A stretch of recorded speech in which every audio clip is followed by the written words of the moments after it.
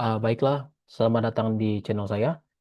Perkenalkan, nama saya Geral Simatupang dengan NIM C0D024056 dari Prodi D3 Perpajakan, Fakultas Ekonomi dan Bisnis Universitas Jambi. Pada kesempatan kali ini, saya akan membahas mengenai akuntansi perpajakan atas kewajiban jangka panjang dan ekuitas.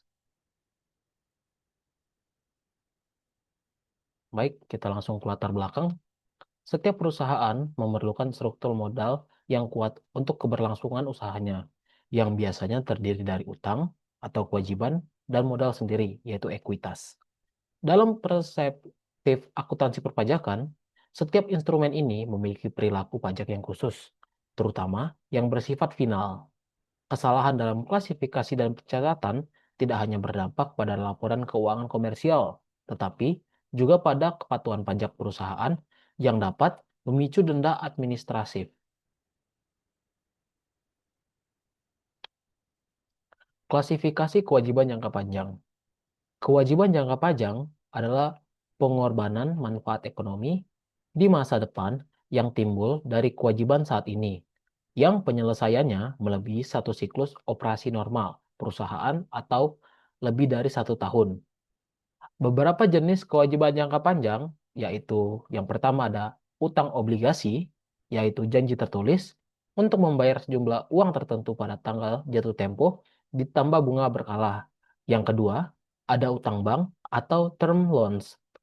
Dia ini adalah pinjaman dari lembaga keuangan dengan jangka waktu pengembalian yang lama. Yang ketiga, ada wesel bayar jangka panjang, yaitu surat utang formal yang didukung oleh janji tertulis.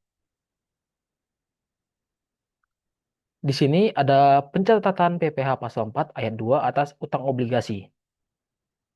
Atas bunga obligasi yang diterima atau diperoleh pemegang obligasi, dikenakan pajak penghasilan atau PPh pasal 4 ayat 2 yang bersifat final, berdasarkan regulasi perpajakan di Indonesia.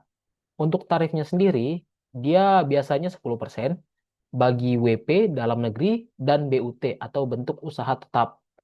Untuk objeknya sendiri, dia ada bunga obligasi, ada diskonto, dan yang terakhir ada bunga simpanan anggota koperasi. Di sini ada contoh pencatatan jurnal. Jadi ini bagi penerbit obligasi. Untuk membayar bunga obligasi kepada pemegang saham, itu beban bunga obligasinya ditempatkan di debit, sedangkan di kredit di situ ditempatkan utang PPh pasal 4 ayat 2, itu tarifnya 10% kali bunga, dan yang terakhir ada kas atau bank, atau sisa bunga setelah pajak.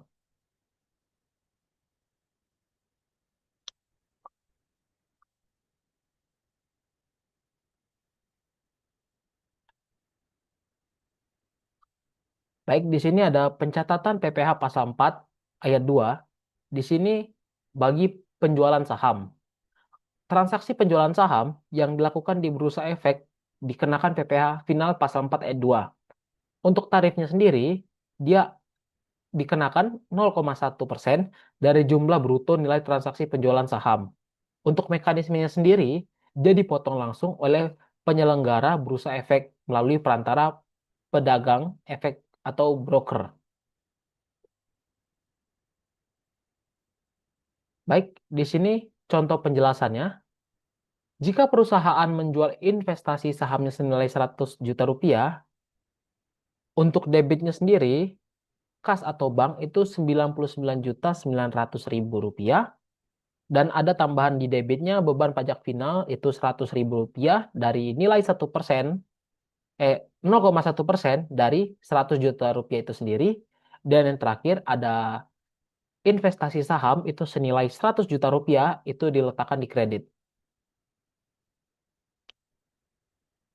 Jadi kesimpulan yang dapat saya sampaikan pada materi kali ini, untuk pemahaman mengenai kewajiban jangka panjang dan ekuitas tidak hanya terbatas pada pencatatan nilai nominalnya saja, tetapi pada pemenuhan kewajiban perpajakannya. Pengenaan PPh pasal 4 ayat 2, baik pada bunga obligasi maupun transaksi saham, memastikan bahwa perusahaan telah melakukan kewajiban potong pungut pajak sesuai peraturan perundang-undangan yang berlaku.